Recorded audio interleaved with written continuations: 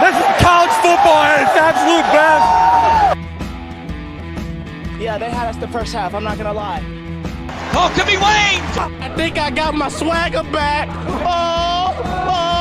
I love it, baby. Them orange britches. Something about them orange britches. Tennessee wins! By Tennessee, Jawan Jennings. Jennings makes the catch. Ball hit high in the air into right field. Going back is Sayre. And Tennessee can say hello with column. A grand slam in the bottom of the ninth. You can't draw it up any better. We just won a basketball game, and we're very happy right now. McGrath for the win. He got it. If you don't like college football and you watch this one, I'm not sure what your problem is.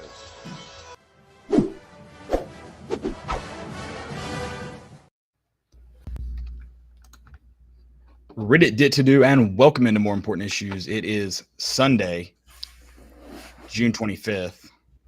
Our producer's trying to throw me off my mojo from the get-go. I mean, what is this, amateur hour? God. It's tough. You muted yourself. Good now? Yeah. So I was trying to fix it. I don't know. So I told you, You're all sorts of out of whack. Well, I told you how to run your audio through here. Mm-hmm. Yeah. Well, I don't know if you can tell. I can't adjust the volume on my computer, so the intro is super loud. So I have to turn it. Yeah, I got to turn it down on the mic before. Gotcha. So I'm turning it back up so I can hear you. But no, sorry. Yeah, we're tangenting from the get go today. I love it. It's summer. It is officially off season for the Vols everywhere. You mentioned it. It is slow, but we're gonna keep this train rolling. I don't know. Maybe we'll speculate a little bit. Maybe I don't want to take. I mean, I couldn't. So I don't even want to try to dethrone the great Richard G. West and throw out something. He's not even doing. He's not even doing absurd anymore. He's just tweeting now. Yeah, I love it. Yeah, it gets a lot of people. I just love that people write articles on tweets that he creates. Oh, it's my favorite thing when it turns out he's the quoted journalist in an article. Yeah. I love it. Yeah, I love it. So it's truly one of my favorite things. It is summer. I see. Again, rumor. Maybe this is a Richard G. West tweet. I thought they were supposed to start on Lindsey Nelson renovations the day the season was over. Like once we were done playing in Lindsey Nelson. It's not true, but it went from like being 37 million, something like that. Now it's 100 million. Was it 37 million? Is that right? It was like 50 something. 50. Maybe it was 57 million. Yeah, I think it went up like 36 or something like that. Now okay. It's like, yeah. Then it wasn't 57. All right. But regardless, it's 100 million now. I would like to take More Important Issues is taking full credit for that. We called Danny White out on Thursday. We respect him as a man. It was just kind of like an intervention. We said, listen, got to spend the money, make it happen, do it. And next day, done deal. Yeah. Full credit to us. You're welcome. Yeah, for sure. I was looking up like $100 million. Like it sounds like a lot, but I wanted to put it into a little bit of perspective. And so Florida Stadium, the cost of it and how nice it is, $65 million. Now, that was I think it opened in 2021. So it was kind of like inflation. Yes. So you got to take that into effect. But I mean, it's got to be up there top 5 of nicest ballparks in college baseball. And Tennessee's going to put $100 million. Yeah. Lindsey Nelson. I'm interested to see obviously that's awesome. The amount of money they're putting in there. They've obviously shown commitment. You compared it to a ballpark though, to be fair, that was built brand new, flatland, gone up. It is going to be interesting to see what they work with because they are limited and like it can still have great aspects to it. Facilities can still be upgraded. The stadium itself, obviously we talked about adding stands down the left field line, stuff in the outfield. It looks like they're wanting to do something in right field now as well. So like, yes, those upgrades and then, the clubs and press boxes, all that stuff.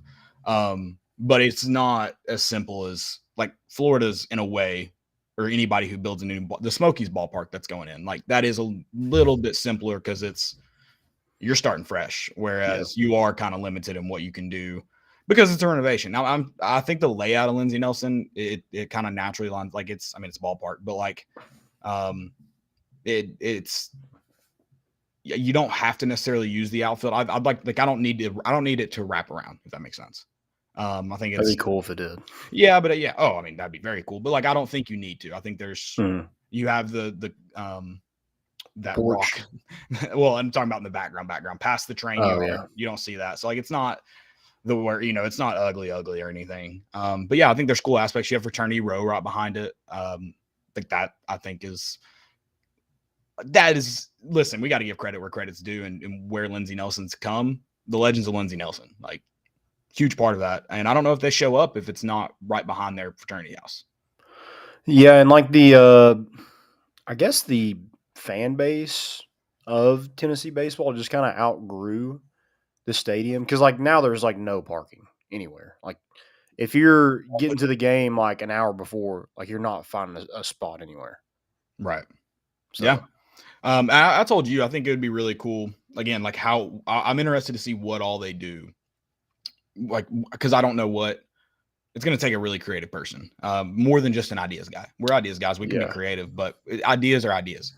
I told you, I think this weekend, it would be super cool if the Smoky Stadium was already done and they could, because I'm assuming this is going to happen in phases similar to Neyland, where they'll play there during renovations, essentially. It'd be super cool if they could just move to the Smoky Stadium for a year and you have an entire calendar year plus to work on the stadium, get it done, and you have like a grand opening.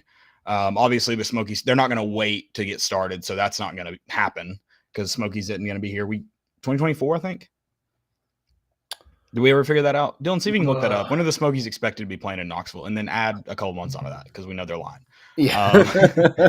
But yeah, I expect it to happen in phases. But no, I'm really obviously you have to be really excited for it. It was exciting before the new price tag got added on. And I mean, I think there is just like there is in college football and college basketball right now, like there is a facilities war for sure in college baseball, and Tennessee's behind. Yeah. And I think there's some cool aspects to what they've got at Lindsey Nelson, but overall they're behind. Well, and like you didn't get the super regional bid because of, Southern Miss could just see more people. So 1,600. I mean, yeah, there's probably other aspects. I'm sorry. I thought you were talking about facilities. No, I think there was a lot of.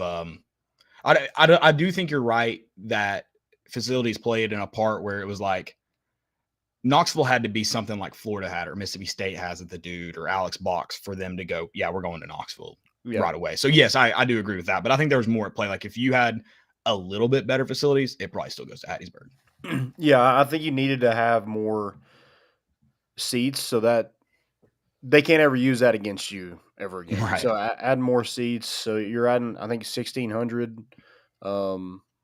I don't know if it's all seats. I think it's just you can have 1,600 more people inside the stadium, whether that's standing room only or added seats, whatever. But yeah, I think that's big because I mean, are they counting our exclusive box in right field for more important issues? I don't know yet. Maybe it'll be 1,602. Yeah. Okay. Yeah. Just making sure. Yeah. I mean, that's something that needed to happen. I mean, it's tough to get a ticket. Like a really big series, like on a Saturday, or even a Friday night, like it's hard to get tickets if you don't already have one. No, it definitely is. And I just don't. I mean, I don't love this.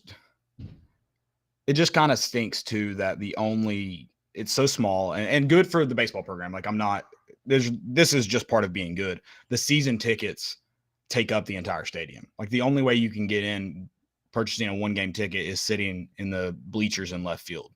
And I'm not saying like that's a bad seat or anything, but like that's not like the most, that's not the most fun. It'd be nice to have kind of some options, which again, happy that people are going and the average attendance is going up, all that.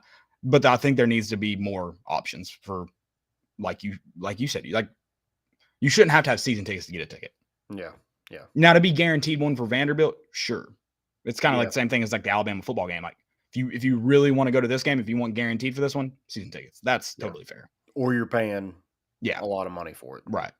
And that's the weird thing is like, I mean, I sell tickets a lot because I'm not able to go to all the games, and I try to keep it under what your lowest ticket you'd get online listed for. But people are like all the time, oh my god, it's so high for a baseball game. Are you serious? I'm like, guys, You're not wrong, but look, you want to go to this baseball game, right? right? There you go. Like it's that Yeah, simple. yeah. I try not to screw anybody, but it's like, I mean, this is supply and demand. Like, Yeah, my man, you're just teaching them economics. yeah, I mean, Which I'm trying to make a little dough there. yeah. But I'm not going to try to screw somebody. But yeah, the people are. Facebook is a place. No offense to Facebook, but that's a No, place where people are just like, "Hey, do you full have any offense. that you can give away?" What? Yeah, all the time. Just hold on. Yeah. For sure.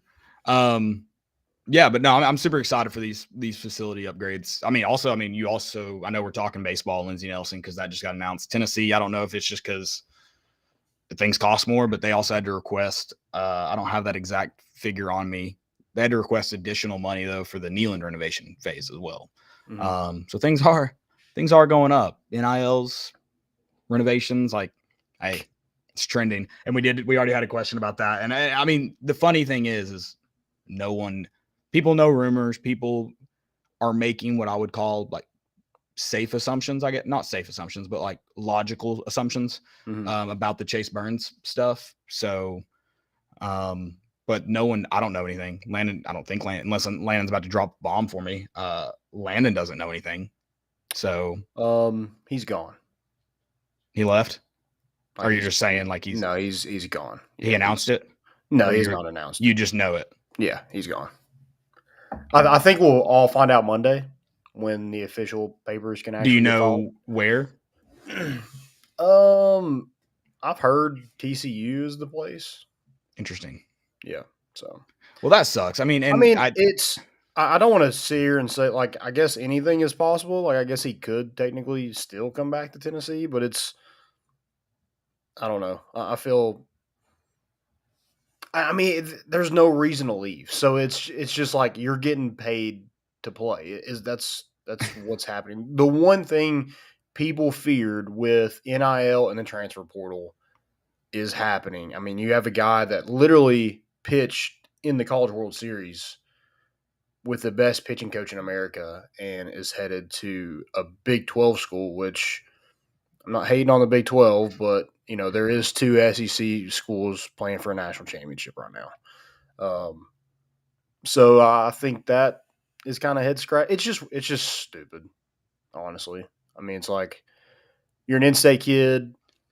yeah, I mean, You I got think really good success, and you're literally leaving because of NIL. And in a year, you're going to be a first-round draft pick where you're going to be a millionaire. So what are we doing? Yeah, I think it's very interesting. I do like hope for the set, and I'm not saying makes it necessarily right or wrong. I don't know what's right or wrong, but it doesn't necessarily make it right. I hope this decision was made when he got benched, quote unquote, when he got sent to the bullpen, whatever you want to call it, when he got taken out of his Friday night starter role. Because if this decision was made in June, I legitimately do not understand it at all. Like, there's nothing that I could wrap my mind around. I mean, yeah, money's good, but you also do you not want to be competitive? Not the TCU. I mean, TCU obviously made it to the College World Series, but it's not the SEC. It's I don't know. It's an interesting choice. I hope you're wrong. I'm not calling you wrong. I hope you're wrong. A lot of rumor mill. I think the one good thing he's not going to LSU. So I guess he technically could, but the thing is, if it's about money, why would he not? They're gonna pay him. Well, that's the interesting part. Thing, and his agent is a full blown moron. Because like that NIL stuff, yeah, like people can say, "Hey, we'll pay you." I don't even know what a number. Someone's $1 million to come to TCU. Well, it's like where like is that like written somewhere? Like where is that money coming from? Like I just feel like there's no way. And you're getting into the Florida stuff. You're it's like speculating maybe he never sees it. Miami, Florida, Texas A&M, like that money is just not real. I don't know. I mean, I don't know if like all the figures we're seeing are real. People obviously have to be getting paid, right? Like I don't know how much Paul Skeens got paid, but he obviously got paid. Right. But yeah, no, I don't think the figures are necessary. I feel like it's one of those things like the funny part about the Nico thing, the $8 million that got thrown around, but like everyone that said it like fact, and then you kind of like pushed on it, and they were like, well, that's just I've heard it from a source of a source kind of deal. Like it's all like secondhand, thirdhand information. And then when you ask people that maybe would be in the know potentially, they're kind of off of me because I'm like, it just can't be 8 million. And then they act like, well, maybe it's not 8 million, but maybe it's also more than 8 million. So it's so weird. The figures I saw today, I saw $100,000 for Chase Barons, and to that point, I'm thinking, man, it's surely it's more than $100,000 for you to pick up your bag and leave. Surely, yeah. But I'm also like, that's a lot of money for a college baseball player. Right, it is. But then again, like, what does he really pay for? No, I mean, yeah, who knows? I don't know. I mean, don't pay for your equipment. You don't. I doubt you should have a meal plan of some sort. Housing is probably paid for. It's definitely probably the prod of it. He is paying for some, I'm sure. Well, he's in state, maybe not. I was about to say he's probably paying for some school because baseball for some reason only gets 11.7 scholarships. But maybe not since he's an in-state kid. There might be some other scholarships available to him. But yeah, I think it's just a weird one just from a play, not even take out NIL and all that. I think it's a weird, just a weird decision from the actual playing standpoint. We talked about on Thursday. You had, sure, you got sent back to the bullpen. I mean, I'm sure you want to be a starter, especially being a Friday night starter as a freshman, but you just showed a different level of who you like. The people know you can be a starter, and now you can come out and relieve the way he did. I just feel like you got better this year when things maybe looked like they were going to get worse. Well, yeah, and then that was the rumor, he was going into the portal because he got moved to the bullpen. Well, it saved the season. So my thing is, like, TCU's paying you all this money. Some of that should go to Frank Anderson and Tony Vitello because they weren't paying you when that ERA was 10 plus in SEC play when you're starting. Yeah. So yeah, it's an interesting one all around. I think I also, yeah, I'm going to be interested if it does happen. I think it's going to be assumed it had a lot to do with NIL. I'm not saying it had nothing to do with him going to the bullpen, but I think that's going to be the assumption, is that at least the majority of it was money. So I am curious to see what the offensive kind of looks like, because that was the rumor last year. Tennessee's not going to miss out on a Paul Skeens again because of money. Like, it's not going to happen. You might lose a Paul. I mean, I'm not saying Chase Burns is Paul Skeens, but that same type of situation, you're going to lose one now from your school because of NIL. So I'm interested to see what happens out on Paul Skeens because they couldn't offer him the Friday night job. But I mean, money was heavily talked about too. Yeah, but he was going to make money wherever he was going. But, right. Yeah. I mean, LSU could start that. I mean, look at how they're pitching with today. They look like they're freaking gas. Now they got some pitchers ready for tomorrow, but they're definitely in that. Is Skeens going tomorrow? I haven't looked it up. I mean, I would think, but that's short rest. I don't think Jay Johnson wouldn't say for sure if he was. I feel like if he doesn't start, it's probably going to be like he's coming in like what, the third, no matter what. Or he does start and just comes out the third. Yeah.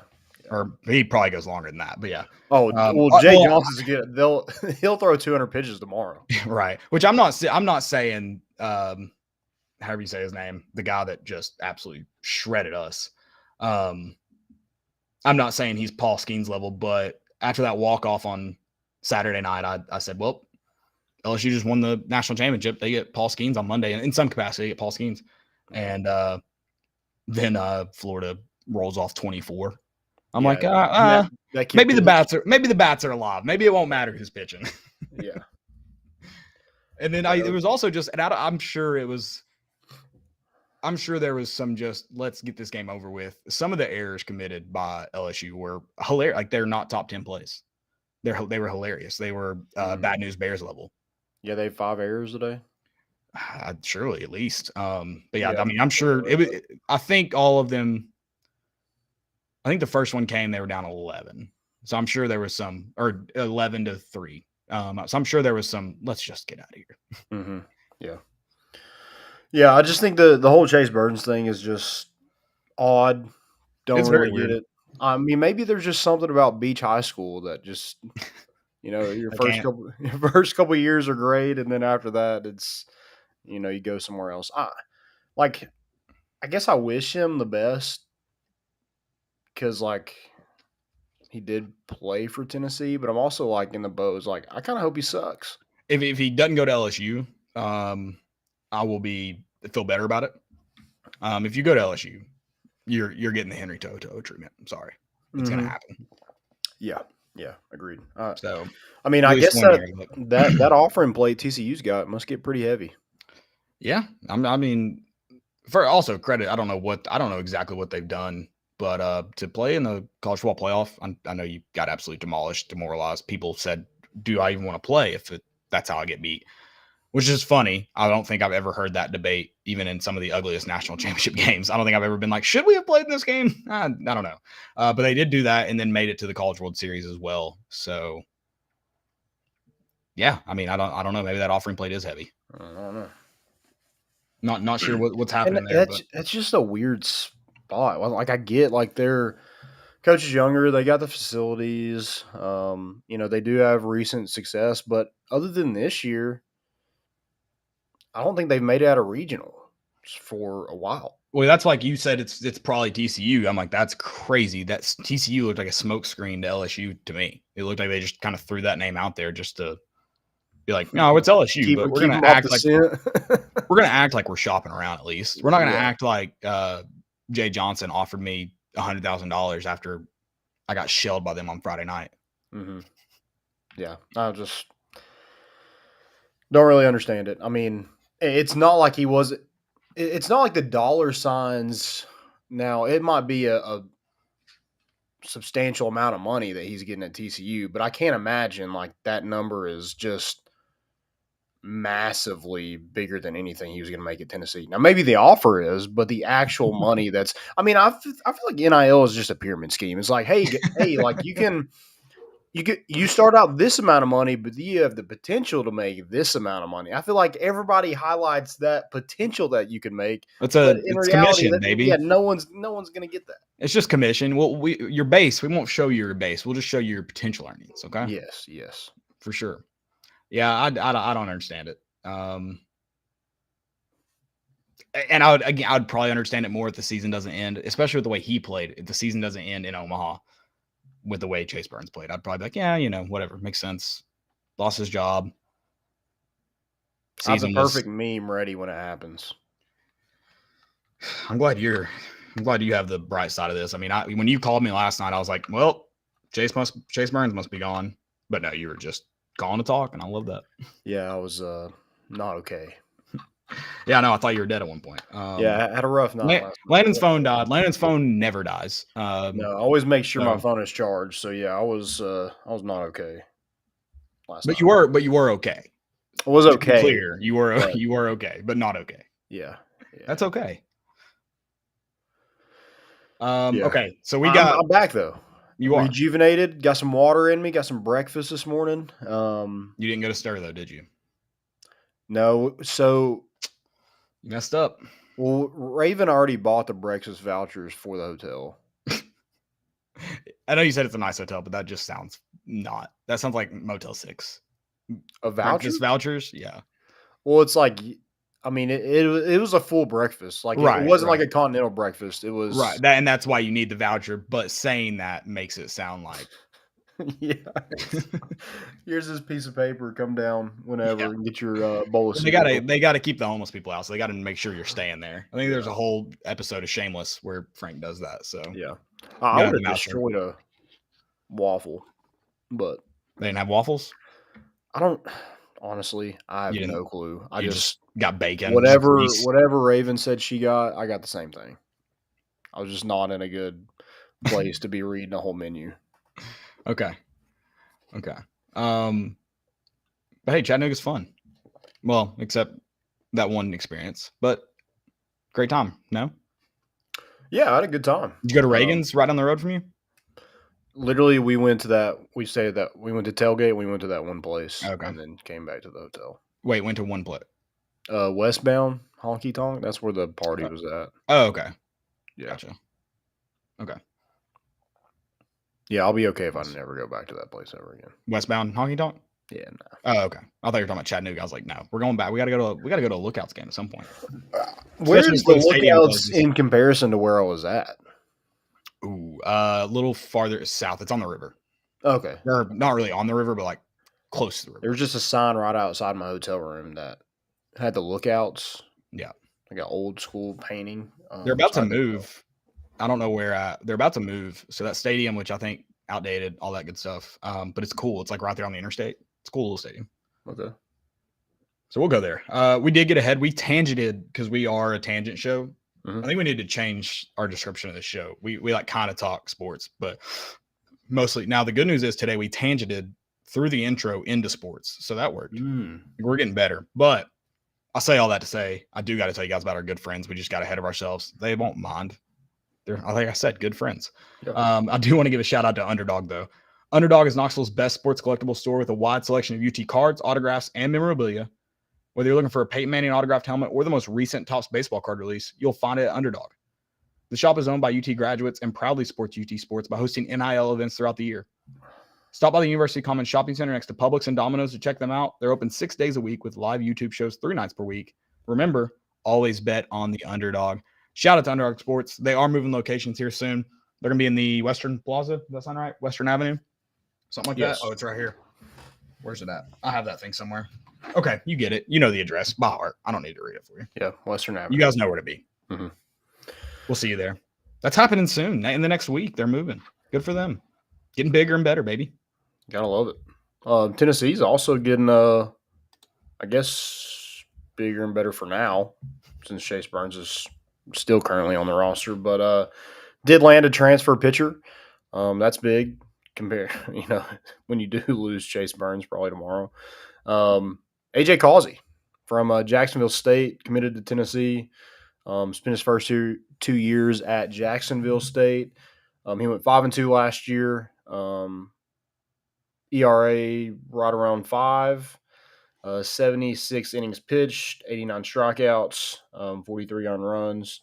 Kind of that sidearm, like submarine-ish delivery. Well, 3/4. It looks funky coming out of his arm, but apparently he has a really good changeup. Can throw some off speed stuff, and a guy that here's the thing, the transfers Tennessee landed last year, all of them helped Tennessee get to Omaha. Andrew Lindsay, Zane Denton, Maui Ahuna, Griffin Merritt.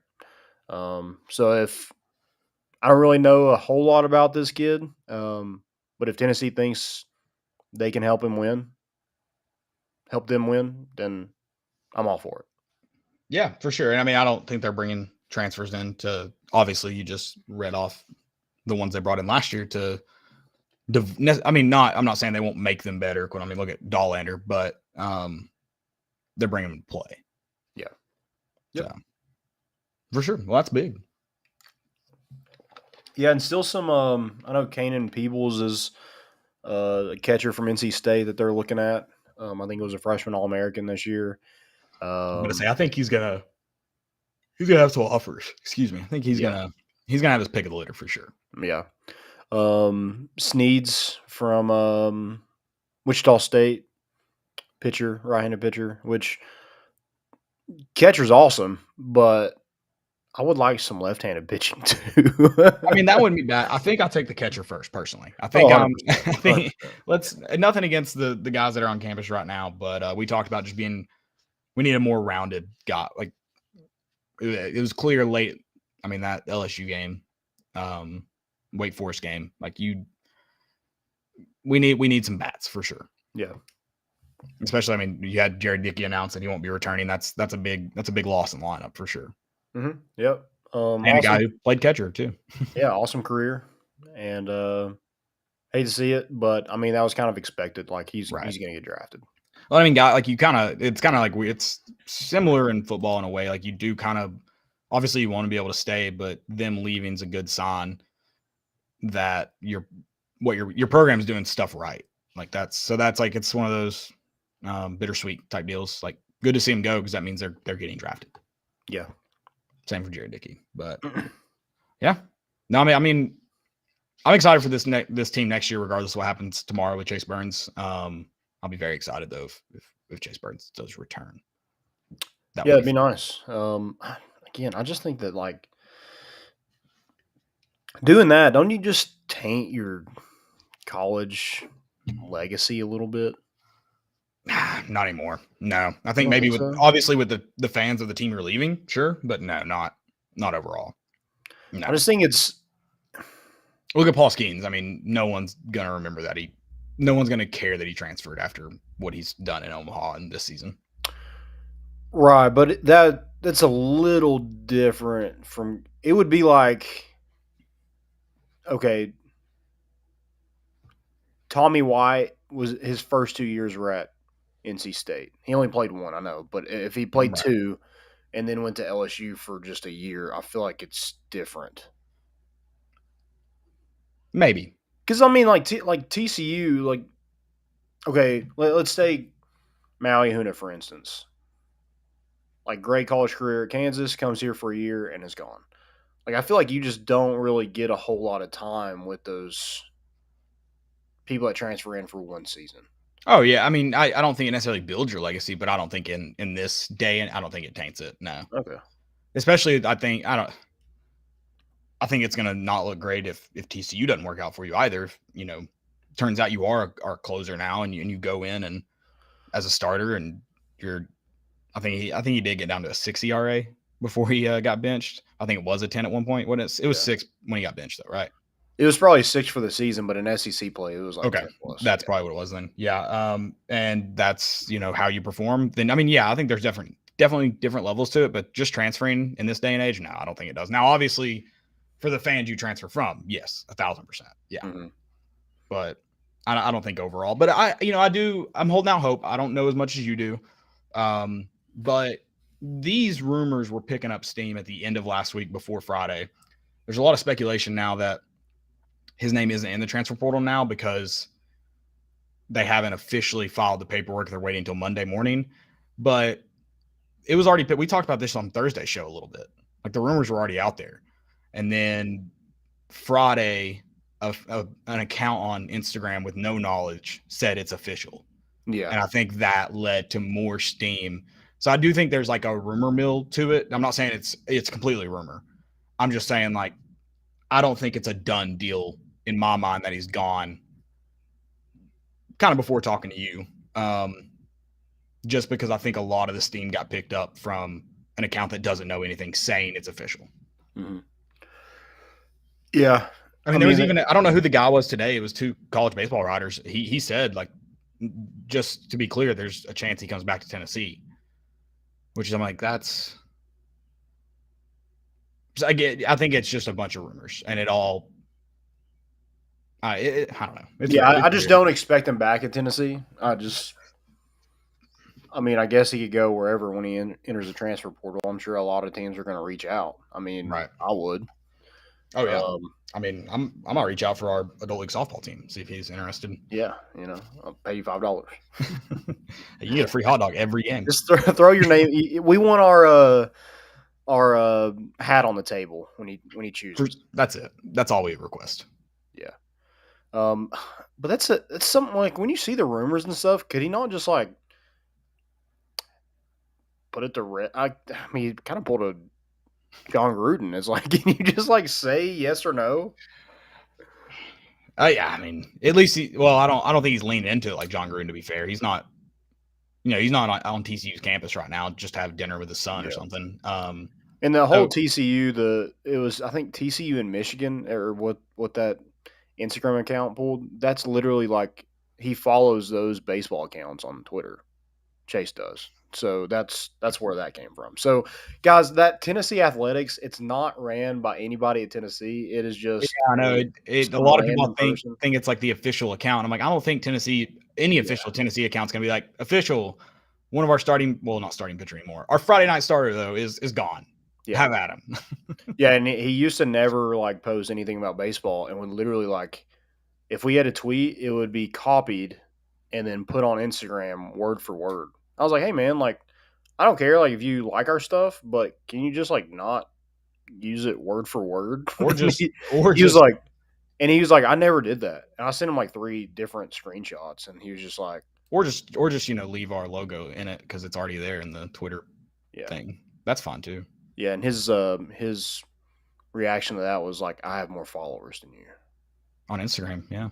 Yeah, I was like, cool, because a lot of people think you're we should up our Instagram game. I told you I'd try, and I mean, I don't understand it. I don't understand how to post. I feel like it's steady, slow and steady, baby. Yeah, slow and steady. I feel like that's the way Twitter was too for a long time. No, for sure. Yeah, for sure. I mean, I remember celebrating 100 followers. Yeah. So what are we gonna do? I think we just go the like troll route and just start posting women and just that's how we get our followers up. And then we just delete them all and start posting like we normally do. Okay. It's like buying an account. Dang. Dylan dropping some knowledge. With the heat. Yeah, don't worry about your followers because Jesus only had 12. What does it say though about the people who have less than 12? That they're probably level-headed. There's there's 2 people who don't have any followers on social media. There's 2 different types of people. There's no in between. It's either they are insane, psychotic individuals that I don't understand them at all, or the most level-headed individuals of all time that just don't care. And that's why they exist in that medium. And there's no in between. It's one of those 2. They're either very self-assured, confident, good human beings, or just terrible, psychotic people. Mm-hmm. That's it. You'll never meet someone with 6 followers that's just an average dude, ever. It's weird. Yeah, which I guess like we kind of have like a logo as our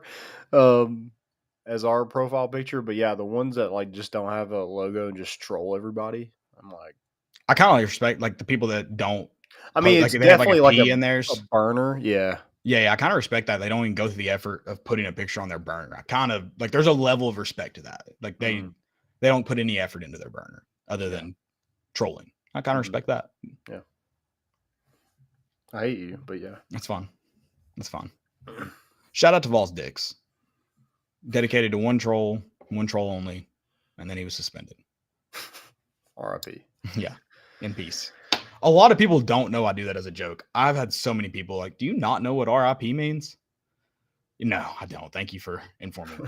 Which, I mean, does show just how stupid I am in everyday life. But yeah. No, I know, sort of. I think I know what it means. Maybe I don't. Rip in peace. Rip in peace, baby.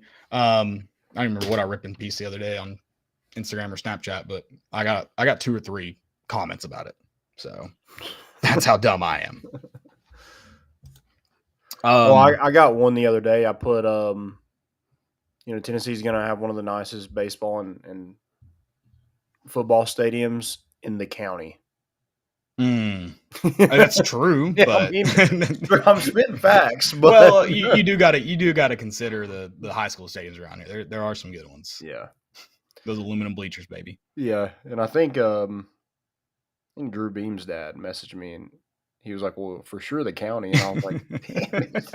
It had been up for like 10 minutes too. I was like, no one responded. They just liked it.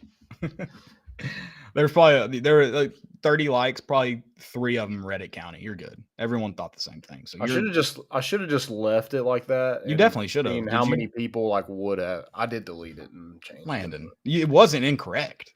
That's true. It wasn't incorrect. But I feel like that could definitely be used against me by a like opposing fan base. Well, I mean, they could be wrong then because it's definitely true. It's 100% true. Listen, we're not here to be the best in the country yet. We're just going for Knox County. Mm-hmm. We'll move into like Blount, Sevier County, Claiborne County pretty soon. But right now, we're handling our business. Knox County, and then we'll take over East Tennessee and then the state. Yeah, we just keep for sure.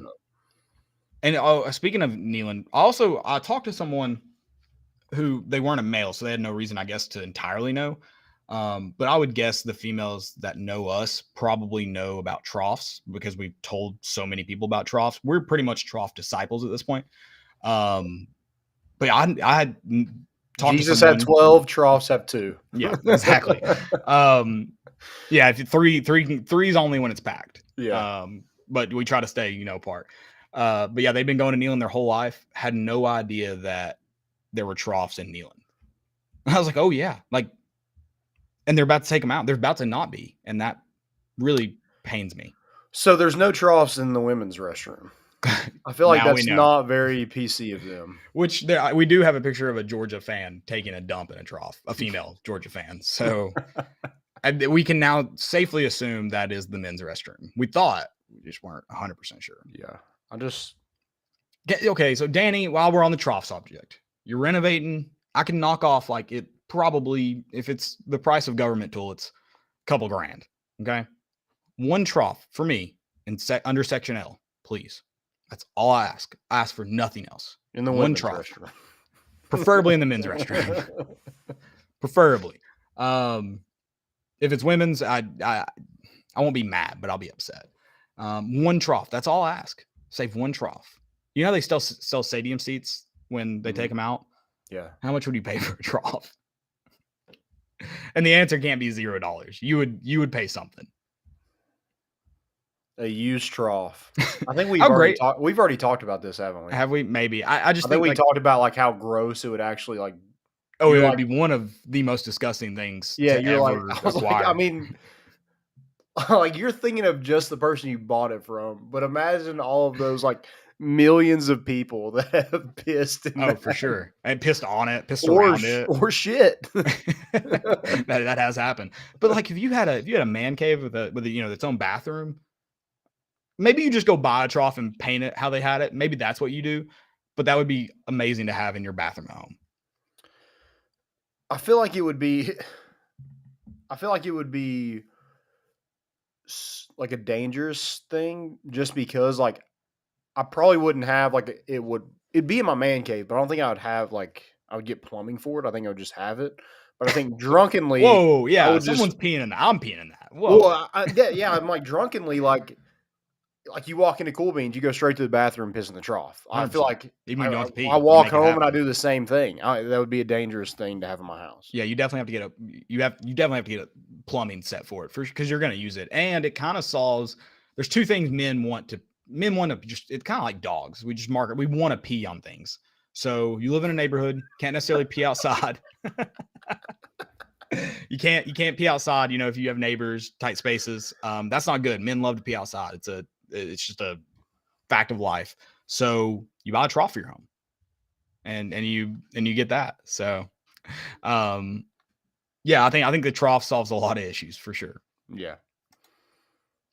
I'm good. I don't need it. I guess the question going back. Would you put a urinal? Would you put a urinal in your house? I know people in my house, in your bathroom. Yeah. Yeah, for sure. I love urinals. Get a trough.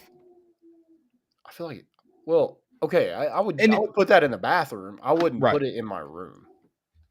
Yeah, of course. Yeah, in the bathroom, yes. Okay. Yeah, I would do that. Get a trough. It also takes up a lot of room. Yeah, for sure. I mean, yeah, you need a big bathroom, for sure. I'm wondering if I could put it on the side of my building. So anytime I was kind of thinking that'd be good. Yeah. For the pool days. Mm-hmm. Yeah. Yeah. It would smell terrible in that corner. But yeah.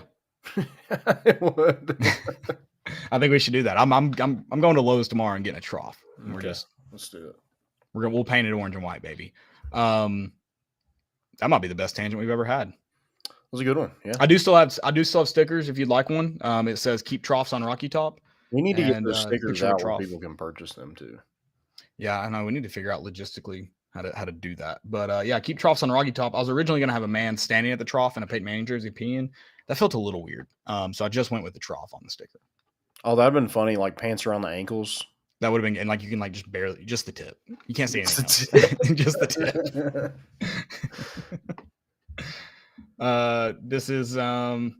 This is not more important issues after dark. I know that last segment maybe got there, but This is a normal episode. Thank you all for tuning in. We're not done. We're going to try to get back on track. We'll see. Oh, how much would you pay? Real quick. $100. Oh, wow. I was going to go less than that. Okay. $100, Danny. I'll buy a trough. $100. $100. Done deal. You just sold 2 troughs, Danny. And I think I would only enjoy it just to say I had it. Oh, yeah. Yeah. Like, I don't know. Be the only, like, I might just start saying I have one. And like, I don't part know of me is like, can you put like cushions on? Like, could you make it like a napping couch? A used trough from Neyland. Well, I mean, you definitely have to clean it, but I don't think you can ever get that thing clean enough to want to do that. Yeah, that it's stained. It's actually the couches they've been using for the recruiting weekends. That's what they did. They refurbished them, and yep. Yeah.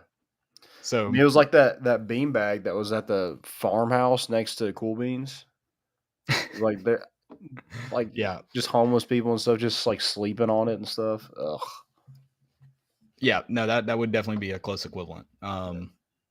Yeah, this is talking piss. The piss dogs. Recruiting.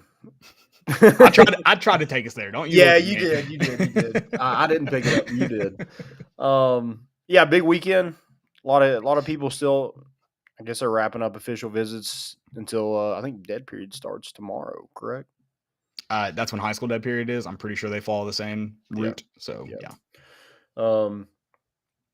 So yeah, good to get those last official visits in there, and a lot of kids are making their decisions in July and August. So, I think that was big for Tennessee with a lot of those top targets that you're in battles with other schools with to get kind of that last visit for some of them, right, before they commit or make a decision.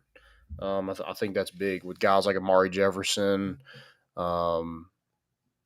Who else was Ronan O'Connell was in town? So yeah, just a lot of guys, a lot of talent on campus. Again, and I'd love the thing with like Boo Carter.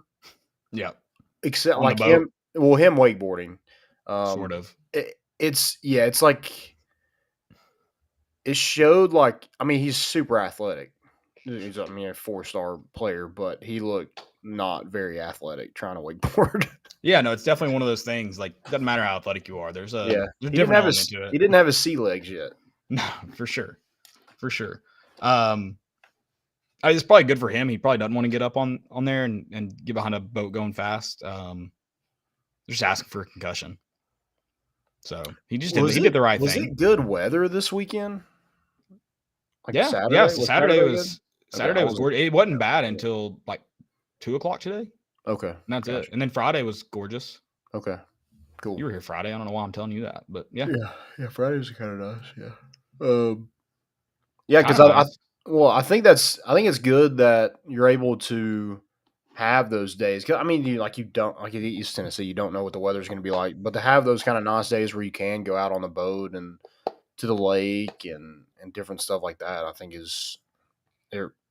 resonates well with recruits apparently, because a lot of those in their kind of interviews after all kind of mention that. Well, it probably started with Nick Saban. He takes all the freshmen out on the and throws them off the tube, which I'm shocked they have not had a serious injury. I've seen some nasty injuries on a tube. So either those guys can't tube apparently. Just not strong. They're not tube strong. They're not tube hard enough.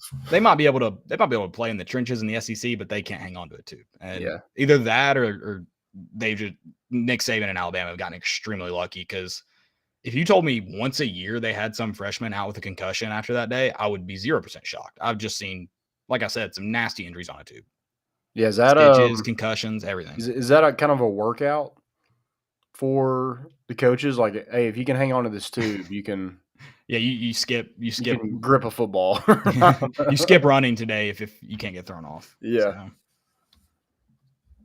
Yeah, he took Eli Manning out. Eli Manning sucks at tubing. I don't know if he just hammed it up for the cameras and didn't want to be out there forever, but he wasn't good on Eli's places, which doesn't have the same. It's good. It just doesn't have the same. Not a good time. Like Peyton's place is just alliteration, Yeah. So I read something about like they're talking about negative recruiting, and somebody said that like with Amari Jefferson that he doesn't fit in Tennessee's offense. Like other schools are telling him that. But I'm like, what? Number one, like that doesn't – how can another school say they don't fit somebody else's offense? Yeah, I saw some rumors that maybe it was – or people were like speculating. Not rumors. They were just like jokingly speculating on who said it. And people said Dabo Swinney. If I'm Josh Heupel, I'm just, hey, if Dabo's telling you that, just tell him, ask him how this offense works. And if he tells you, just remember that he couldn't stop us when we played. So he might not know how this offense works. Yeah, exactly. That's kind of that was kind of my thing on it. It's like, what? So if an opposing coach told me that too as a player, I would just ask the head coach of that school, okay, so I'm being told I don't fit into this offense. Why are you recruiting me then? Mm-hmm. Like, tell me exactly how I fit. And otherwise, why would they recruit you? Yeah. Well, and like the past 2 years, you've had a different kind of receiver have over 1,000 yards. So, like, what does that mean as a receiver that you don't fit this offense? Cedric Tillman, they're saying you suck, is tall and not super fast and had 1,000 yards. Jalen Hyatt is super fast and, not very big and, not physically or not that physical like a Cedric Tillman. They're two totally different players, and right? They both had 1,000 yards and dominated in this offense. So I just don't know where that. I mean, they just look at Jalen Hyatt. He's not you. It's like, I mean, isn't that kind of no? But he's him. Yeah, I feel like that's kind of a knock on. They're kind of like insulting Amari. Yeah, I think you're just responding well. If you're Josh Heupel, what you say to that comment, you're just like, well, are they saying you're not as good as these guys? Because we just had a Blitnikoff winner. So yeah, maybe you don't fit. Maybe you should think about that. Maybe you don't fit in this offense. But what does that say about you? Yeah, and Brew McCoy had a really good year last year. He's a totally different receiver. Velus Jones is a totally different receiver. It just doesn't make sense. Like, I feel like your body type doesn't matter because you're getting open. So you just have to be able to catch, honestly. I mean, and maybe you want to be able to catch the tough ones, get behind guys, get above them if you're Cedric Tillman. But at the end of the day, like, just catch and run. That's your job. Yeah. Yeah. So I didn't understand that at all. But I truthfully, if I played wide receiver in that offense, it would probably freak me out how open I was. Mm-hmm. Oftentimes. Yeah. You're probably trying to figure out there had to be times where you're thinking, I'm about to get blindsided because I can't see anyone around me. Yeah. It's like going to space, playing wide receiver in Josh Heupel's offense, or going down into the deepest parts of the Atlantic Ocean. One or the other. Those people apparently got blindsided, is the rumor. I feel like it's like facing the Giants when he tells them to like look up. He's like, you're in the end zone. I feel like that's what it is. It's like you catch the ball and you're like, oh crap, we made it. We just started on our own 20. I forgot just how like cheesy that movie is, but I do love it. Truthfully. Yeah, you're in the end zone. Oh gosh. But in reality, he would have been down at the 1. I think just his head was in the end zone. Where's the ball? Don't come Purdueing me.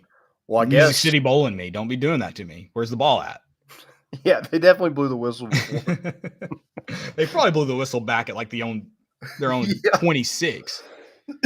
It was they were like, yeah, forward progress, donezo. Right. Even though you're moving forward. We didn't like how slow you were doing it. Mm-hmm. If you'd fumbled the football, you would really liked us. So, has anybody tried to redo that? Like, is it physically possible to do that? I guess it is. I'll go do it right now with you on my back. There ain't no way. All right, we're doing it one night this week. Where did he start at? Did he start? It was like the 20 or 25. I don't know. It might have been. No, I think he did the full field. You're in the end zone. All right, so we got to do very best. You're very best. Maybe I'll go and find I can't do it with one of my nephews. He's probably heavier than you, and he's 6. I'll go grab my smallest nephew, and then you can yell at me like that dude. Well, Damien's packing. Oh yeah, I'm not picking him. I would never be able. So can you tell that story? No. Dang it. We can tell it. When we get to segments, we can tell it. Okay. But yeah, Would not choose him. So yeah, you can yell at me like I can't remember his name. It's not Coach Taylor, is it? That's Friday Night Lights, but is that his name? Coach Taylor? I can look it up. All right, yeah, look it up. Yeah, you can yell at me like him, and then I'll do the full. I remember 100-yard. Brock is the player's name. I'll do the 100-yard bear crawl with the player on my back. Yeah, he's just yelling Brock over and over at him. Don't you quit on me, Brock. It gets me fired up every time. It's almost good too, like where TikTok. It is Coach Taylor. God, so they just ripped off Friday Night. It's just a football name, dude. I think that came out before Friday Night Lights. That came out in like 05, 06, right? Actually, no, Friday Night Lights might have already been on TV then. I don't remember. Let's look it up. But yeah, no, it's a good scene. Stonewall.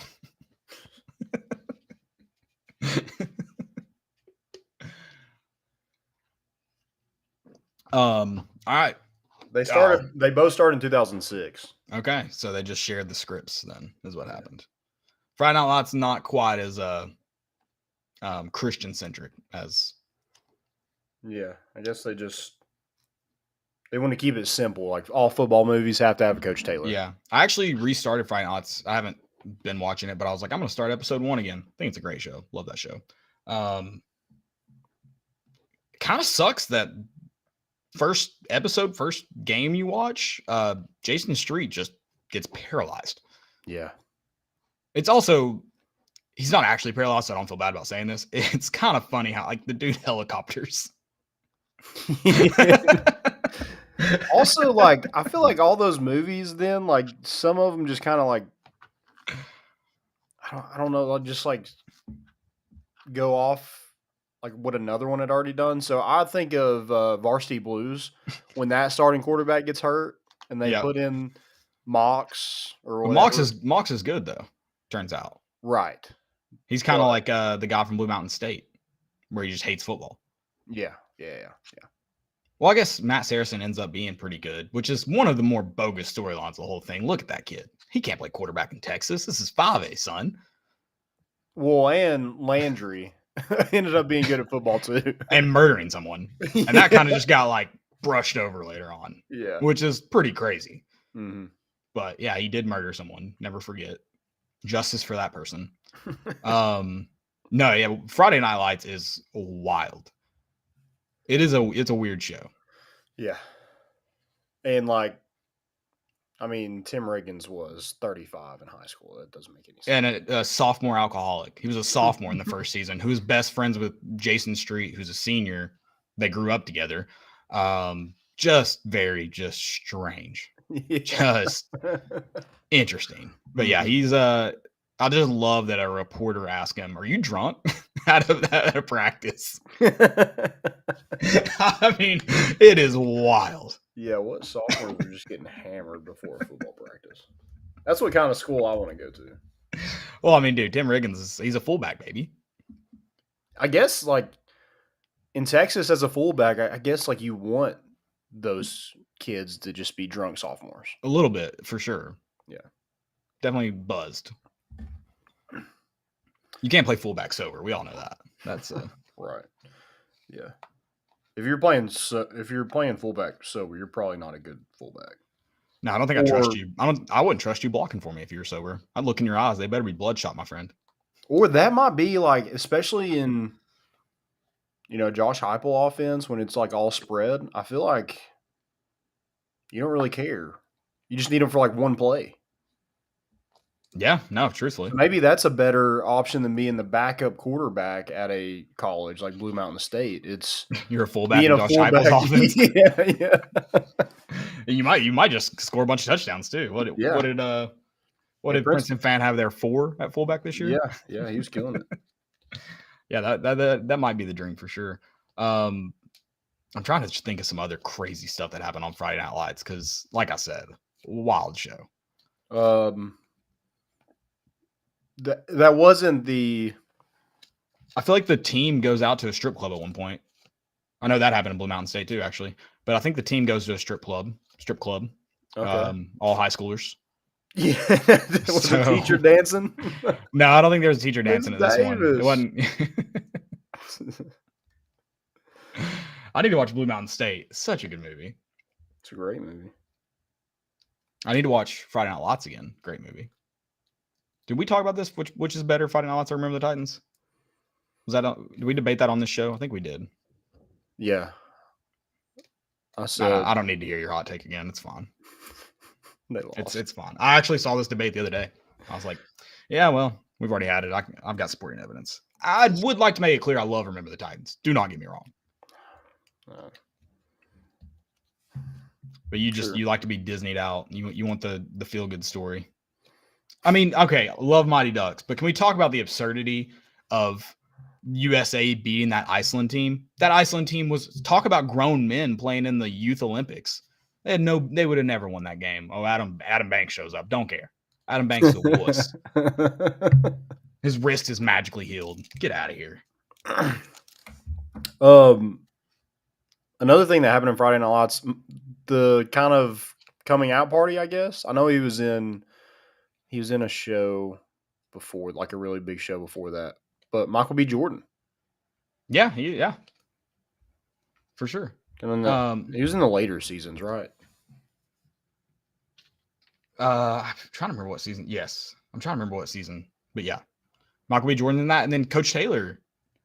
He's been in a ton of stuff since Friday Night Lights. Yeah, and so is Tammy Taylor. Yeah, she shows up in some weird places. Yeah, she's been in a lot.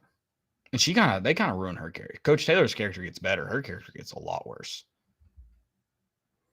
And Jesse Plemons is in a lot. Landry, he's in a lot. Yeah. Breaking Bad was his, which was pretty soon after Friday Night Lights. But yeah. Rick Barnes was in Friday Night Lights, Sean. You're right. Rick Barnes was in it. Who else is in it? There's more coaches in it, weren't there? Rick Barnes is in a very weird scene. He just happens to be at a gas station. Yeah, it is a weird scene. I guess he's not. He's in more than that, isn't he? Because I guess he's talking to Coach Taylor about Smash at one point. Or is that? I can't remember. That was just. I know he's talking to Smash. He's recruiting for. It's. I guess it's technically TCU, but it's not called TCU. It's like Texas, or maybe it's SMU because Southern. It's like Texas Methodist College or something like that. Oh yeah, heck yeah. Wonder how heavy that offering play gets. Mike Leach, that's who else is in it. Yeah, rip in peace, Mike Leach. I have his book. I have not read it yet. I kind of forgot I had it. Swing Your Sword. So I started it, but have not. I started like 2 weeks ago. So that sounds sexual. I mean, Mike Leach is a crazy guy. I don't know. I feel like we're just going back to a trough tangent after. All right. Let's move on then. Do we have any questions? Have we? Yeah, we do have a question actually. They asked, who is going to be Tennessee's best player this fall? God, I feel like it's tough. That's a tough question. I feel like it's got to be kind of similar to last year. It's got to be Joe Milton. If it's not Joe Milton, I think you're in trouble. Yeah. I don't know, because I feel like last year, like you knew it was Hendon Hooker or Darnell Wright, I guess.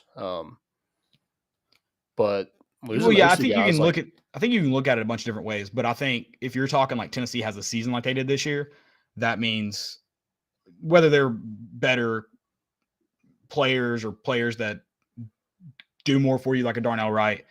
If Tennessee has a season they have this year, that means Joe Milton's in the Heisman race, and I just feel like you got to say it's your quarter. Like if it's not Joe Milton, I just feel like Tennessee's in trouble. Yeah. I think you'd want to probably say a defensive player, but Tennessee can win ball games without their defense. That's been shown. They just need to make a few plays. Yeah. So I don't think if it's a defensive player, that probably means Joe Milton's not in the Heisman race, which means I don't know how great our offense is. Okay, let's change it up. Let's go besides Joe Milton. Besides Joe Milton, okay. Tennessee's best player this year. Ooh, who you got? I kind of want to lean Aaron Beasley. I mean, I think that's like the one where you're like, all right, did Tennessee win 11 games regular season? Like, it's got to be a defensive player.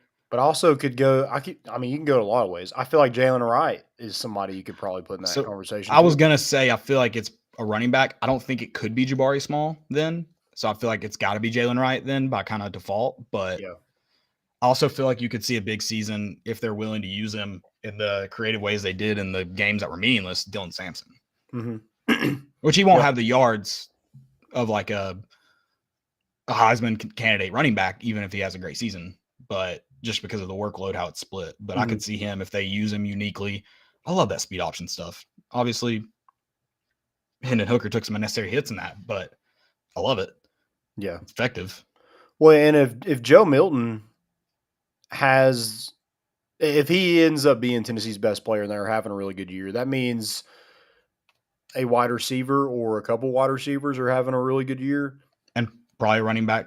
Yes. The running backs are having a good year. It may not be individual, but the running backs are having a good year. Yeah. So I think Brew McCoy could be in that conversation. I think, how about just any wide receiver that's playing? I mean, it could be Ramel Key. Whoever's on the Squirrel, Dante Thornton. It could be anybody for sure. Yeah. Defense is a little bit more difficult to kind of pick out. I think Aaron Beasley or Tyler Barron. Tyler Barron. I just love Joshua Josephs. Man, I just feel like he made so many plays every time he was in, which wasn't a ton. I feel like he made plays. Yeah. And then I think kind of going back to defensive, like let's look at the defensive backfield, and I feel like you're gonna want, if you're talking about your best player defensively, kind of like we were talking like quarterback or wide receiver, like they're obviously going to kind of go off each other. I hope we have someone that records interceptions this year. I mean, yeah, if it's by committee, awesome, but we kind of wanted that last year. You didn't get it. So I just hope there's someone that takes over. I hope there's someone Slaughter, maybe. Yeah. Danico Slaughter, I think, is probably set up to have one of the better seasons at DB, but I'm also like, can he be a ball magnet? Can the dude go find the ball? I mean, the plays he made last year, he seemed to do that more than anybody else. Probably, yeah, probably. I mean, go get the ball. Yeah. I would kind of that, like, he's a hard hitting like safety coming out of high school. I would feel like he would be one that was looking for hitting. Now I know he was playing corner. That's kind of a difficult thing to do, looking for the hit it, when you're covering a wide receiver. But he high pointed the football in that Kentucky game. Shout out Will Levis for the assist. But I would honestly kind of like our defense to just take the we're swinging at home runs only. Like is it really beneficial to keep the teams in front of you it depends on how our offense plays like last year. Like, why keep them in front of you? Your offense is going to score. See if you can make a play. And if they dodge the knockout punch and throw one back, all right, well, let them have it. We'll get back up, and at least you get off the field. Yeah. Yeah, I think that's why they blitz so much. It is kind of that mentality of like, hey, we're going to get the football, or we're gonna put you back so far where you can't get a first down. We get the ball back. Right. Yeah, I guess. Yeah. I guess that's it. Yeah, that's true to an extent. So I guess it's more from like a DB perspective. If you got a chance to go make an interception, go make an interception. I don't need the tackle right now. If they go score, they go score. Go find the football. Mm-hmm. Yeah, I'd like to see more. I feel like we don't get a lot of fumbles. I don't know if there's any like science to that. LSU. You're going to say KLL special teams. I don't care. We did great on special teams getting the ball back somehow. Yeah, shout out to that kid from Birmingham. We still don't know if he ever played again, but shout out to that kid. Yeah, great dude. Love him. For sure. I'm going to have to look that up now because we were talking about that the other day, how we should have seen if he was playing. But so somebody did comment on my tweet the other day about they were like, Tennessee won't have the best in anything. Have you seen Tiger Stadium? And I was like, we took over that entire stadium, so I don't want to hear that. It's a dumb excuse. And I mean, I will gladly admit this. I'm not trying to hate, but and 11 a.m. is different than 2:30 there, noon to 3:30. But that stadium at 11 a.m. was nothing special. Yeah. And I'm not trying to hate on Tiger Stadium. I know we talked about this last Thursday, how we want to go to a night game, preferably Tennessee playing there at night, but like, just put me at a night game. Right. But I mean, I feel like you can't say you're the best stadium if there's a time of day you never show up. Mm-hmm. Which, I mean, Tennessee played Pitt at noon. That was a noon game, wasn't it? Or was that a 4:00 game? Wait, say that again. Tennessee and Pitt. Yeah, it finished at night. Did it? It finished that night, so I guess it could have been a 4. I think BYU finished at night. I think it was like a 3:30 game. Okay. Well, it wouldn't have been 3:30. It would have been on ESPN. 3:30 is SEC on CBS. Okay. Yeah. Yeah, 4, I guess. Yeah. But yeah, that's I don't know. I just don't feel like you can say that if that's the case. But whatever. I mean, I want to go back. It's obviously their stadium layout just absolutely sucks, but we won't.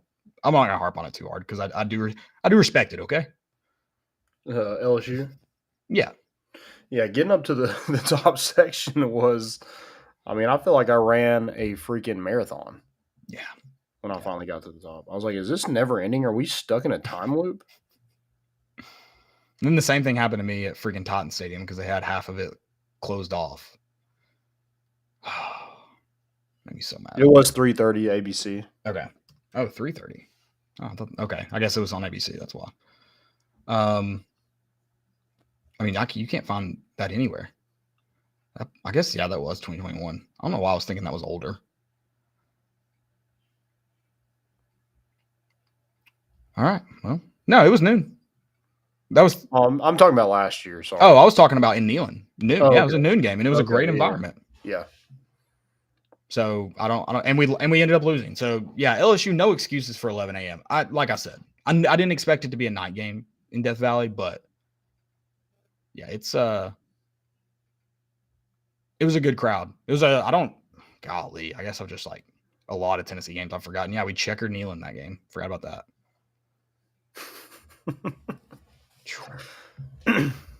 I feel like it's somebody always tries to do something for every game, like some account somewhere is just like, I know, and like I do think I love checker Neyland once a year. Totally cool with it. I love the orange out for Alabama this year. I don't need an orange out, a blackout, and a checker Neyland every year. I think you need checker Neyland every year, and then I think orange out. Could it come every year? Sure, but I think it's got to be based on feel. Like it could come every year, sure, but how are we feeling? Like I want to. How do you feel about like a blackout? I don't care. I mean, sure, do it, but like whatever. Yeah, I don't know. It's just like it has to be the game like near Halloween or on Halloween. Yeah, I think I agree with that, and it's got to be cold. And then you got to wear the black uniforms. I don't know, but like I want to see us play like Georgia. I've seen people talk about, oh, maybe that. I want to see us play Georgia in orange at home. Yeah, Kentucky, I'm fine with wearing black. I have no respect for Kentucky. I'll wear pink to play Kentucky. I don't care. Anytime, anywhere, wearing anything, I'll be Kentucky. But yeah, I'm indifferent to the blackout. If I ever see black and orange checkerboards, I will hang myself from the top of Neyland Stadium. Yeah. I think black and orange checkerboards are the ugliest thing in existence. Yeah. It really, I'm not even sitting here like talking about tradition. Just, I think it's ugly. Mm-hmm. This is kind of getting off topic, but that's all we do anyways. Who cares? I don't love being in the College World Series and not wearing orange one time. And I hate our gray uniforms. So yeah, not a huge fan. I do think they would look a lot better if our batting helmets when we wore them were gray. I love the gray. I do love the hat, the gray with the orange bill. I do love that, but I'm not crazy about the jersey. Yeah. They kind of look like Vandy's. Like, I mean, we played them in green and they're eerily close to Vandy's green jerseys. Especially when they get like sweaty and stuff. Yeah. So maybe that's part of it, but yeah, I'm not a fan. But yeah, I mean the orange or even the cream, like it's so crisp, and we just didn't. We went black and gray. Yeah, and I love Tennessee's white uniforms. I think they look great. I would love another white that had the. Have you seen like they sell the jersey? Yeah, the ball script. Yeah. I would love a white jersey like that. I think you could keep both in the rotation. Or I mean, yeah, the pinstripes, which we didn't really wear the pinstripes very much. We also, Chad, you told me when you got new pinstripes that you'd wear them with the black jersey. Never did. That would be a great look. I'm not crazy about the black jersey themselves either. I don't like that it's not the full button down. See, like those are the cool. Like I love my gray jersey, just like wearing wise. Yeah. but not a great baseball uniform. Yeah, it's the pants. The pants just look like, how like in I guess Pee Wee baseball or whatever it is, where like every team has gray pants and then they have a different color jersey uniform. It's like that's what it reminds me of. Is that's what you're talking about? The black though. Yeah, I just don't I don't. You don't like that we only wear. You don't wear black pants with it, essentially. No, I'm cool with that. I'm talking more like our gray. The gray pants. Okay. Yeah. Yeah. I wonder what an all black would look like at Tennessee. Do you go with like an orange stripe down the side, or do you just keep them all black if they ever busted out black pants?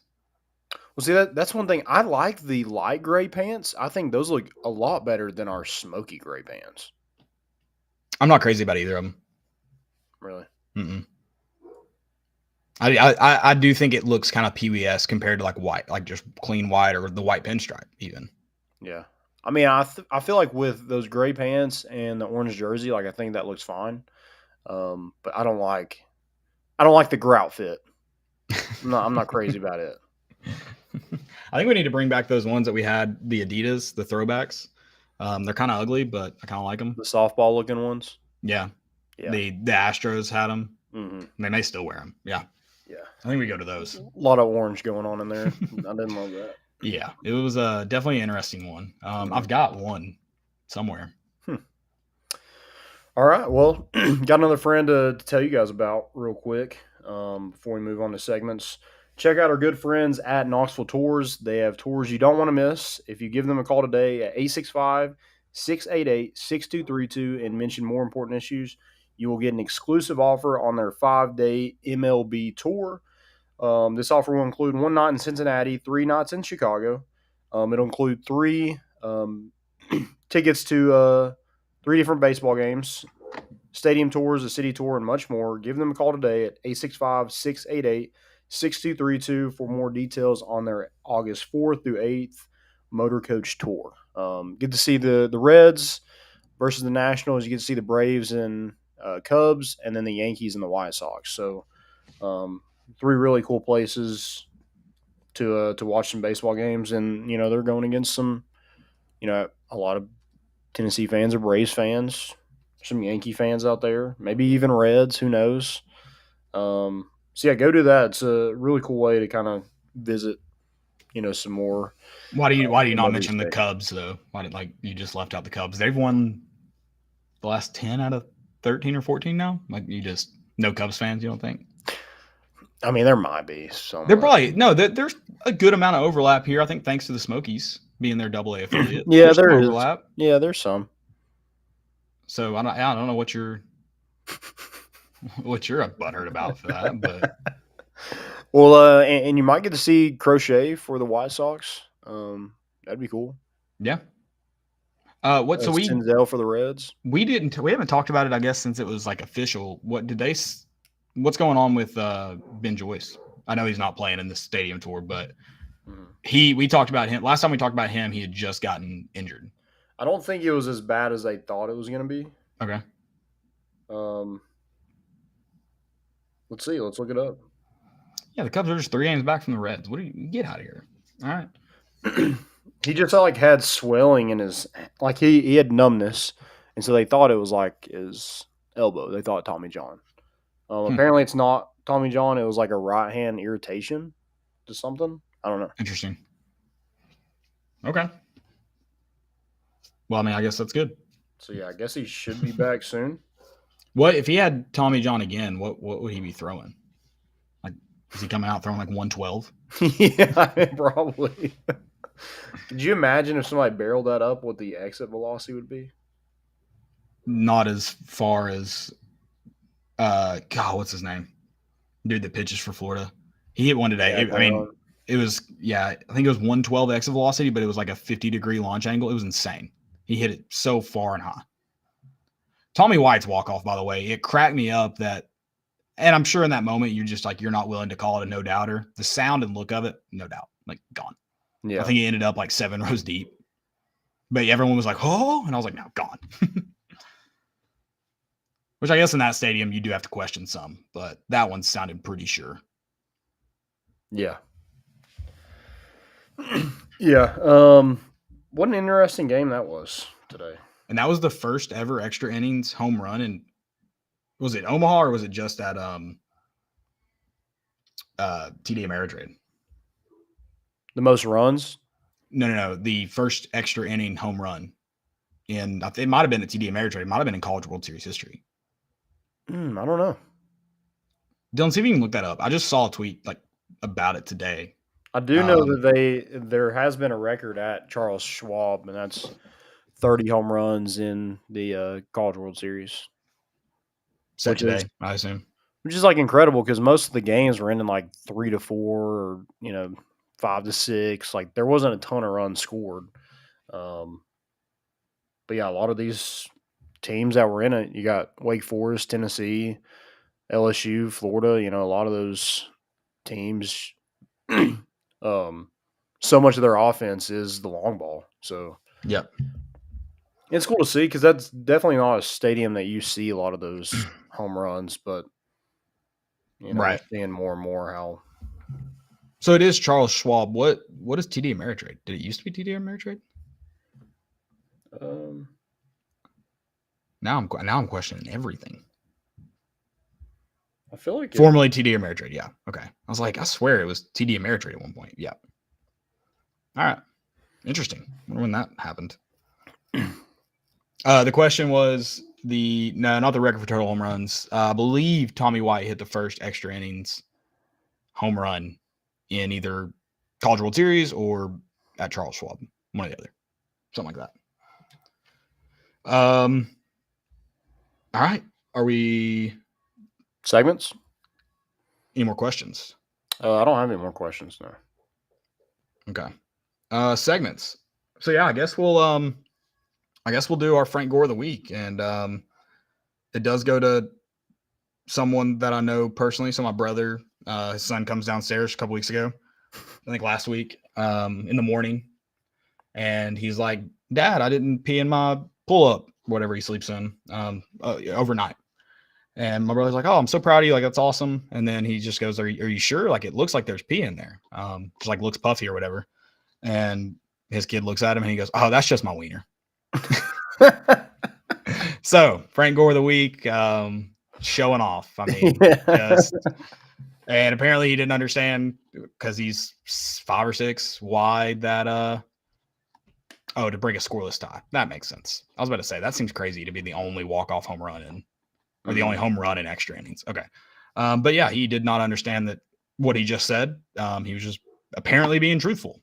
So, yeah. Got that hog on him. Frank Gore, we'll call him Frank Gore Jr. of the week. Yeah, we'll go since he's young. So, most important. I got a Toby Awaka. Yeah, for real. Making it for Team USA in I think it's the FIBA 19U. Made the team and then led them to victory today. They're down 12. Has a double-double and gets the win over Slovenia. Yeah, listen, I didn't have Toby Awaka going off for Team USA and on my bingo card. Yeah, for this summer. Sure. So already lost that one. He's dominating, man. It fires me up because kid's just going to be a sophomore. Right. It's insane. And then when you look at the NBA draft, which I guess this could be a fail, big men in the NBA draft. Did you see all this? I'm sorry, say that again. Big man in the NBA draft? Yeah, it's like the top, I think there's 3. I don't remember who the third guy is, but the top 3 big men in college basketball didn't get drafted. And that was Oscar Tshiebwe and Drew Timme. And then there was somebody else. I can't remember who it was. But yeah, that's wild. Bad time for some yeah. You just gotta be able to shoot. That's what someone was talking about. Like Drew Timme can shoot. And I'm like, not really. No. Well, did you see this? So this is a fail. But since we're on this topic, I'll go ahead and say it. Wembanyama they did like a photo shoot of him like shooting, and the dude like Mhm. couldn't make a shot. I was checking my Twitter here, and I did get some information on Chase Burns. I haven't had time to vet it, but guys, I'm just giving it to you straight. What I'm hearing apparently has nothing to do with NIL, and like while it may have to do with going to the bullpen, it's more just stuff going on in the background. Apparently, any money that's being offered, Tennessee can offer. Is the latest rumor. I'm just floating rumors. That's it. So there you go. Has nothing to do with NIL. I mean, yeah, apparently money is not the. So I don't, again, I haven't had time to vet this, but we're just reading it off. I'm just telling y'all. Okay. Is this a It says it's background, which I assume means like coach, locker room, that stuff. I would assume is what that means. okay. All right, there you go. So just do with that information what you will. I'm not telling you to just run with it. Just sit on it, see how it feels in your heart. I'm interested, like, I don't know. I don't know what to think about that. That just makes even less sense than the previous. Like, I mean, that to me, kind of what I said, like if he had made up his mind when he got benched, okay, made up your mind and maybe you just didn't rethink. You don't want to rethink it. Things have happened. I get that. Definitely been there, bro. That kind of is what that sounds to me, but also maybe like some more locker room stuff has gone on this year, which would kind of surprise me just with the way this team seems to carry themselves, but also like wouldn't entirely shock me either. So Yeah. it's interesting though. So I just want to tell you guys, tell you what I was told. So, Okay. all right. So sorry, we're most important. I got off track. I saw that, and I had to read it aloud. You heard what I heard for the first time. Okay. Come back Thursday to get my full. Was that a DM? It was a DM. Okay. Get my DMs all slid up into. I don't think I have any more most importance. I did love how, and this kind of tells you like the rumors are kind of true. Is like Drew Beam posts his forever home. Yeah, I thought that was an interesting. Yeah. No one was talking about Drew Beam there, but No. it got dropped at an interesting time. Which I mean, yeah, I don't know. I don't know. I love it. Oh yeah, big Drew Beam guy here. Most So important. Waka was 14, had 14 points, 11 rebounds. He was 7 of 11 from the field. So he's not going to play it all this year. Is that what you're telling me? Yeah, probably. Oh, I forgot I screenshot a picture of you last night. One of your Snapchats. Oh no. So I'll have to read that off here in a minute. I won't show the picture for the sake of, for your sake. Good Lord. All right. Let's see here. Sorry, I'm in a tizzy from this DM now. And I have to.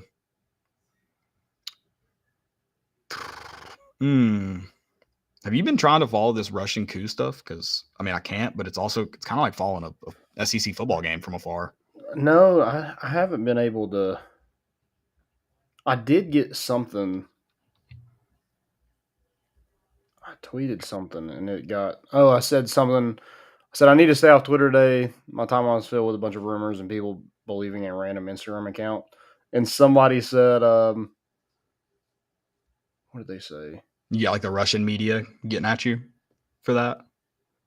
They said, shit, I can't tell if he's talking about Burns or the war.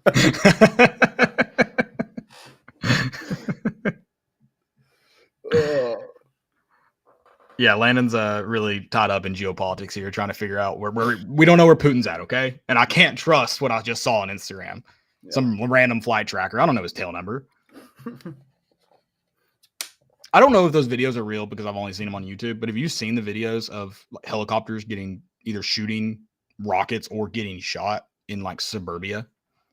Yes. It's insane. I have no idea if those are Russian videos. They're definitely sounds like Sounds Eastern Russian. European It in the sounds background like something talking. Russia would do. Right. So I don't know if they're real, but they're crazy. Because there are so many videos I saw, which they almost looked so good. I was like, there's no way they're real.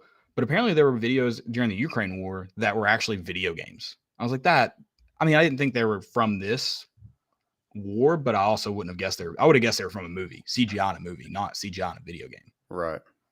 My grandmother used to always like see me playing stuff. She'd be like, "Who you watching?" Playing video games right now.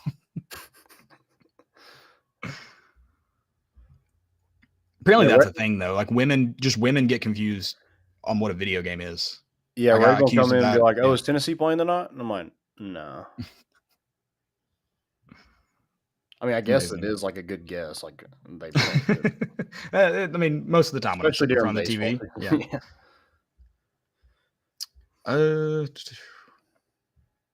Sorry, I'm trying to roll back through here. I did like your tweet about the Saudi Arabia. You said the Haslam's aren't much different, so my answer is yes. And then some good replies. Christopher Nichols, friend of the pod. Oil money is oil money. He ain't wrong. Mm-hmm. But yeah, is that even a question? Like, who cares who runs it? I did get some people that are very against Saudi Arabia. And which publicly, 100%, yeah, right, against Saudi Arabia. But yeah, for the sake of, I'm trying to win football games. Yeah, put on Twitter. I'm gonna say that. And that's a big debate to get into. I'm all for like calling out from like where these people are at, but like, guys, we're tied up. We've been tied up with that kind of money for a long time. And then also the phone you're listening to this podcast on, which keep listening to it, was definitely like the battery was mined by child slaves in Central Africa. So where are morals really at? Maybe just go pay 99 cents a day, and you can also it's probably $1.99 now with inflation to feed a child a day. It probably is. Those arms, I bet the arms of the I bet those things have to be so loud now. Yeah. Those commercials used to be loud when it was 99 cents a day. If they're getting $1.99 for people, they've got to be like that volume's got to shoot up. Yeah. Also, the people like filming those, it's like, what are you doing?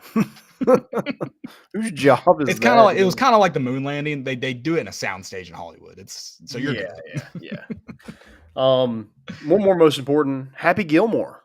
Did you see this? Okay, I saw it. I was like, do you know? I guess I didn't see this kid's name at first, and I was like, do you know this kid? And then I saw his name, and I was like, how does Landon know a guy named Happy Gilmore? I was like, oh, I think he's just excited about the name. And he's committed to Ball State for golf. That's awesome. You're not wrong. You're absolutely not wrong. Unreal. Happy Gilmore. Props to those parents. I didn't have the Twitter pulled up, which is, where most of our chat and listeners are at. I do need to be clear. This is not a political show. Anything we've said, it should not be taken out of context. Weird. 1,000% joking. And I know what you're thinking. The jokes are inappropriate. Yeah, they're jokes. Yeah. Also, if you're mad about it, you don't have to listen. Angrily listen. Sometimes it's fun to angrily Give us. But you can turn off at any point. But just tell me how much you hate me. We already got your view, so it's okay. just tell me how much you hate me. I'm into it. Yeah. All right. Fail, I guess. Fail of the week. Fail. I'm gonna go Javon Quinterly entering the transfer portal, and it'd be cool if he went to Tennessee because he is really good. But also, how in the world does he have any eligibility left? He's been there for 20 years. Yeah. Seriously, he might have been there longer than John Fulkerson was at Tennessee. I'm still not convinced John Fulkerson isn't on the roster at Tennessee. He probably is.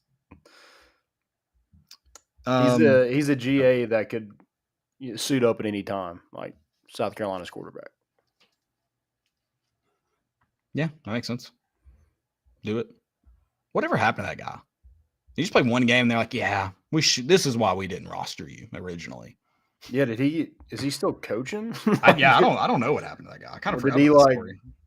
Did he try to go play professionally, maybe? Yeah. Weird. I've got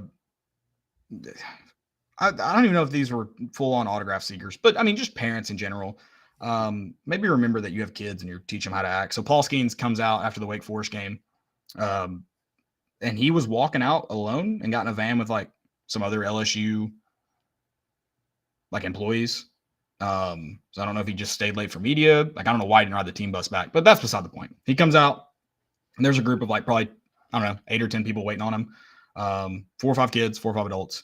And they're like begging him for autographs. And the LSU like person with him is like, not doing autographs tonight, sorry. Bye. And they're like yelling, they're like, just sign it. It's for the kid. Like, these kids have been waiting here forever. Just sign it. Blah, blah, blah. They're just being jerks. It's like, dude, he's not doing autographs. No big deal. Like, move on. Well, then at the end, the parents are like yelling at him about it. Like, oh, they're kids. Come on. Like, just one autograph, all that. And then the parents and kids are like, I guess they're Texas fans. They're like doing horns up and I think say, go Texas. I was like, even more reason I would not sign your stuff. Oh, yeah. They're definitely just trying to get money. I thought this was going to go a different way. I thought it was going to be like he didn't want to give an autograph to a No, this isn't on Paul Skeens. Like a grown man. Which no. Well, I'm kind of on the fence about that. I understand, like, yeah, like the kids, like you want to give them an autograph, cool, but like, I mean, it's cool to get an autograph also from a guy that's going to be like one of the best players in baseball. I think if autograph seekers didn't act the way they did, I don't think there'd be a problem. But it's the ones that are like cut in line. And then they're like trying to get them to sign multiple stuff or using their kids to get the autograph. I think that's where it's weird. If it was just like a normal like autograph on, dude standing there with one thing, I think that'd be totally different.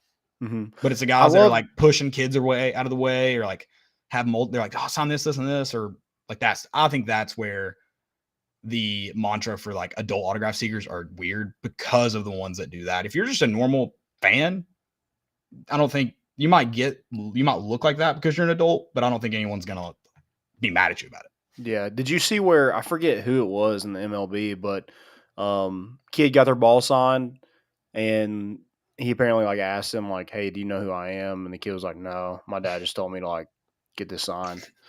And he like wrote on it, was like, stop using your kids for autographs.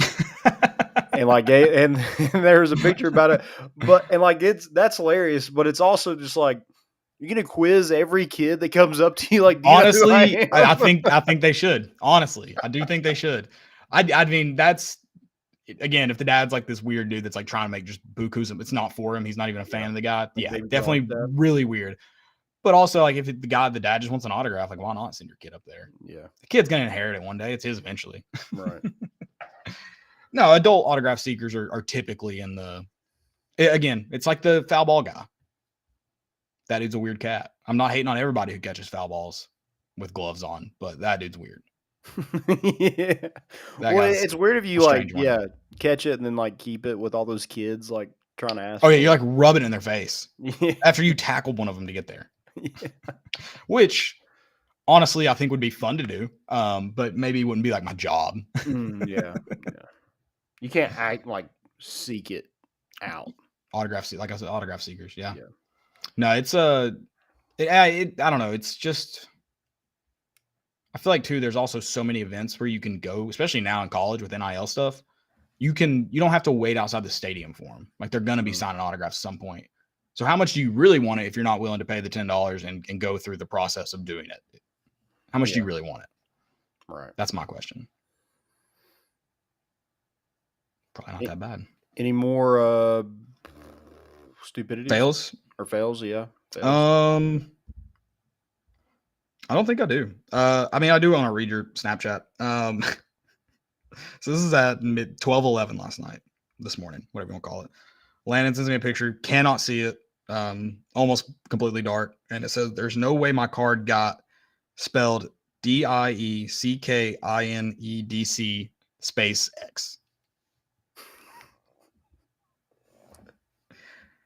I don't know how you spelled decline that way.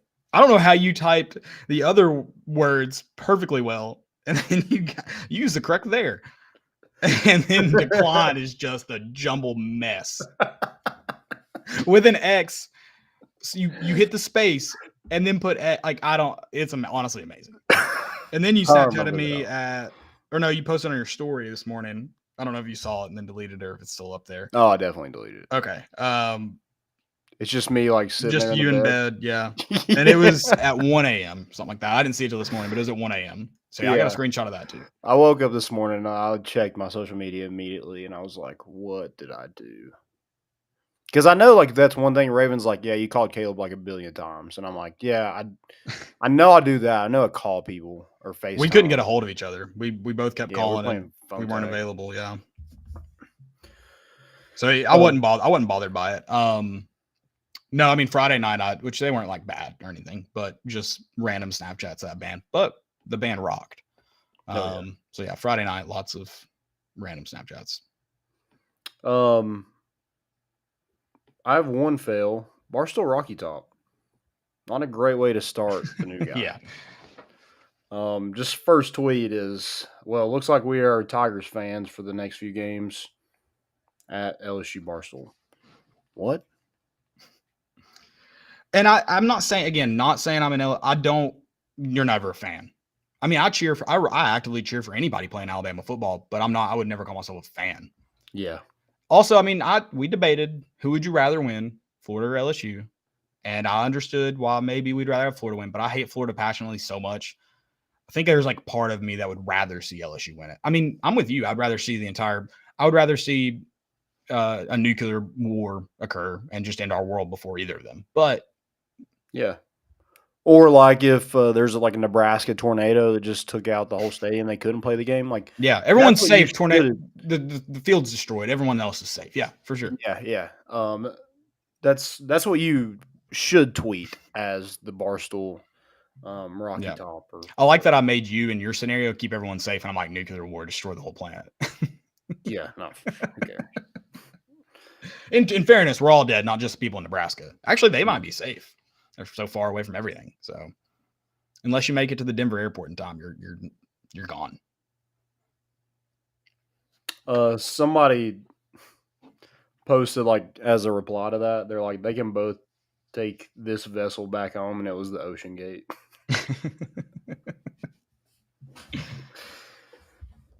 I feel terrible for all the memes and tweets I've laughed at, but I did. They're funny. The Shrek one was phenomenal. I mean, yeah. Whoops. Yeah, but I mean, I went and saw the Titanic last night on Netflix. Did not have to get in a submarine or pay $250,000 or lose your life. Yeah, I mean that's probably the least concerning part about all those things. But yeah, did you see the girl that was like working on their social media team that had like active TikToks up until I think they're still up, but like she stopped TikToking up until like Monday when everything went crazy. Like she had like their boat trip out there and stuff. Yeah. So, yikes. Yep.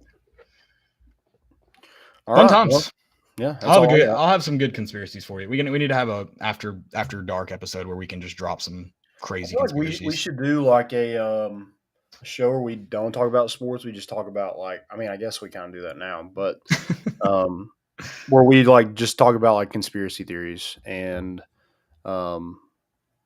like people's like actual motives for things. Okay, I think we do that for sure. I think it doesn't have to be called after dark, but for my sake, I don't get in conspiracy mode until like I lay down for bed. So it's like an after 10 p.m. thing when I'm like really dialed into conspiracies. So yeah, I'll just be late at night. We can get on the old YouTubes and just dive in, man. And listen, you got to come in with an open mind. There's no such thing as a bad idea. No such thing as a stupid question kind of deal. We got to really be open and honest with each other. Right.